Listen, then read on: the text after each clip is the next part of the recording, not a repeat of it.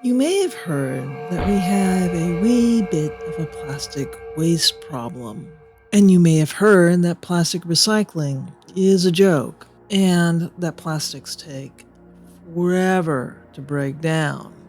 And you may have heard that scientists have been absolutely delighted and amazed to discover that some organisms can eat the stuff, enthusiastically researching their biochemistry in order to develop ways to either dispose of or recycle plastics.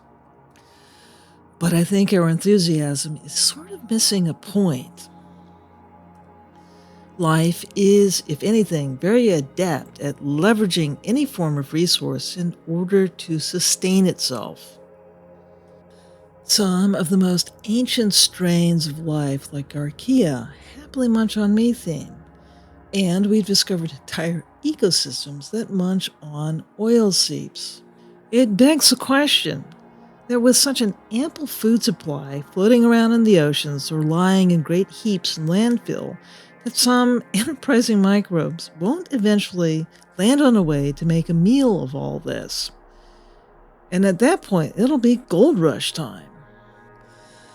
The hydrocarbons the industrial world has so enthusiastically drilled out of the ground has also fashioned 6.3 billion tons of it into a giant, durable hydrocarbon honeypot smeared over most of the planet, taunting microbial bears everywhere, equipped with a biochemical toolkit to turn it into a pristine food supply they can chow down on and convert into water and CO2. Would bioplastics save the day? Well, not really, because they also degrade into water and CO2. But isn't that carbon neutral? Sure, if the source crop is hydrocarbon independent. If we use corn as a feedstock, I think we could use other crops as well. Realize that on average, modern agriculture burns 3 calories of fossil fuel for every calorie of crop generated. And only part of that, with the use of even more energy, could be converted into plastic.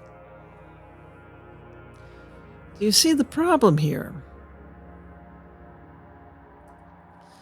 Plastic remains an incredibly durable substance, taking between 400 to 1,000 years to break down. So we haven't yet had to cope with it turning into greenhouse gases. But let's just say we face a horrifying future where plastic is just as decomposable as paper or wood. We rely on plastic everywhere because it's not subject to breakdown.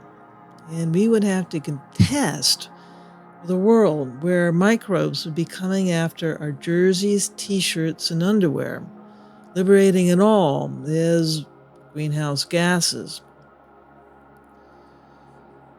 And if you're curious, every gram of plastic, more or less, translates to about 3 grams of carbon dioxide. This video is a day late or more for a Halloween nightmare scenario, but it took me a little bit of time to flesh the idea out.